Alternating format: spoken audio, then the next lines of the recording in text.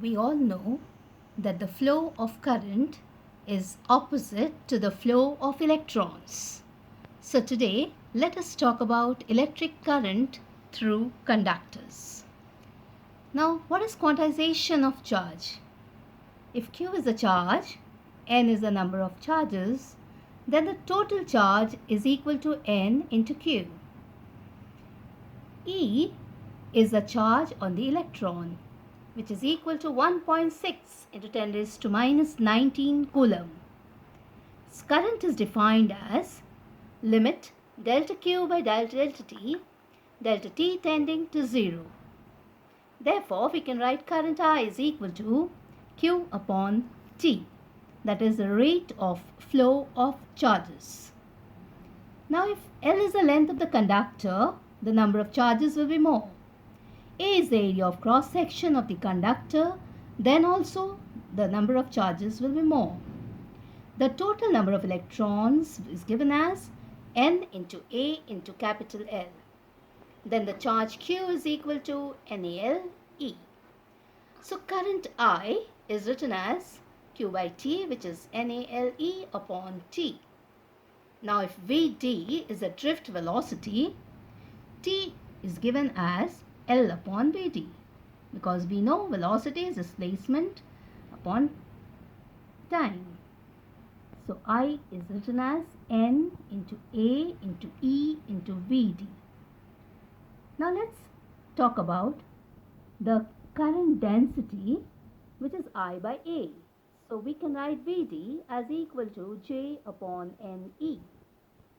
Now if you look at this particular diagram, then the net charge flowing in the forward direction is given by Q is equal to Q plus minus Q minus. Ohm's law.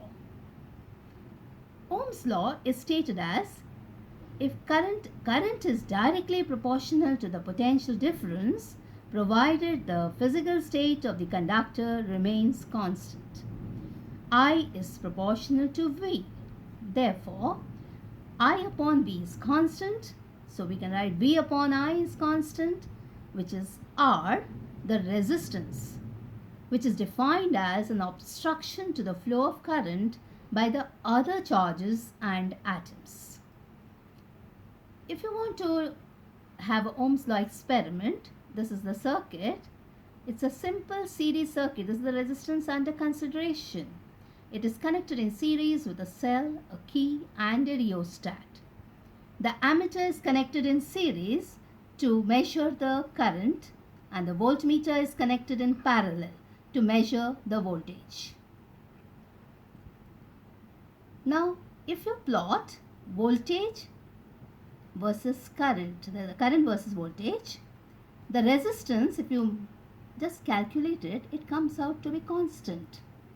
So now let us go back to the IV characteristic. What do we see? It's a straight line graph and R is constant. This is to be noted. So what are ohmic substances? They obey Ohm's law, that is I is proportional to V. They have linear IV characteristic. Resistance is constant.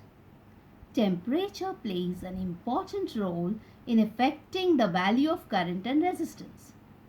Example of ohmic substances are carbon resistors and wire wound resistors.